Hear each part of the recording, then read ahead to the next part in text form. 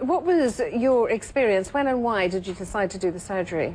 I found out that I was a BRCA positive carrier in 2007, at which point I was 33 years old and there was no screening available for me. So I waited till I was 35 and there was screening, had a mammogram and an MRI where they found shadows on my breasts and said I needed to come back for an ultrasound. And in the time between having the MRI and the ultrasound, I realised that I couldn't live with this fear every year. Because with screening, you're screened every year, and I just thought I can't live like this with this fear, so I decided straight away to have surgery. And in terms of the recovery period and the mental and emotional recovery period, how is that for you? The physical recovery is actually quite easy. I had immediate reconstruction with implants, which it was an easy recovery. It wasn't hugely painful. I took it easy for 3-4 weeks, didn't drive for 6 weeks, and it was good. But I think the mental recovery is a lot longer because, you know, people say the right things to you, but they don't know what's going on in your head. And when you're told that you're at risk of an illness, but you haven't got the illness, it messes with your head. Well, that leads me on to the next question about support groups. There are plenty of support groups for cancer, but if you've opted to take a preemptive action such as this, then you haven't had the cancer as far as you can tell. Yeah, we don't.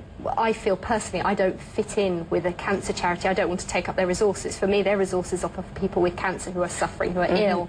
So I've gone on to take over a support group specifically for people with a BRCA mutation or BRCA relatives or people with a high risk called BRCA Umbrella. And we're there. We're an online support forum. Right. What do you think Angelina has done for this in going public about it? It's fantastic for us as a community. It's amazing having people like Sharon Osbourne and Angelina Jolie coming out and saying, you know, I've had this surgery. You know, she's a high-profile celebrity. She doesn't need to say these things. She can keep her life private, but coming out and saying, you know, I've done this and explaining what... And she said she didn't feel any less of a woman in terms of her attractiveness. Does that apply to you as well? Absolutely. I don't feel any... If anything, I feel more confident now than I did before. So, you know, I feel like I've made the decision and I feel very happy with it. And let me ask you about screening. I mean, is it generally available for people to have the genetic test, first of all? Yes, in the UK it is free on the National Health Service. I believe in other countries you have to pay for it or your insurance will cover it.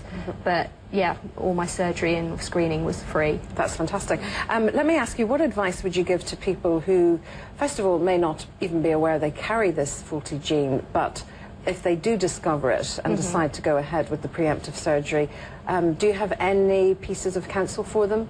Definitely look into your family, look into your family history, you know, ask who's had what kind of cancers in your family, go and discuss it with your GP, you know, ask them whether you're a candidate for genetic testing, and then definitely get in touch with an online or phone support group and speak to other people in the same situation, because they know what's going on and how you feel rather than, you know, other people, friends who may not understand. Yes, and sometimes I think if friends step in, they don't necessarily help the situation, which was something you were alluding to. And let me ask you now, do you still have to go for any kinds of, not screening, but checkups? I do. I go for cancer? ovarian screening. I have a quarterly blood test. Yeah, because they're linked. Yeah, and an annual ultrasound. But otherwise, you're, you know... I go once a year for just to check on breast surgery and just to make sure it's all as it should be. But you're glad you did it? I have no regrets at all. Very, very happy.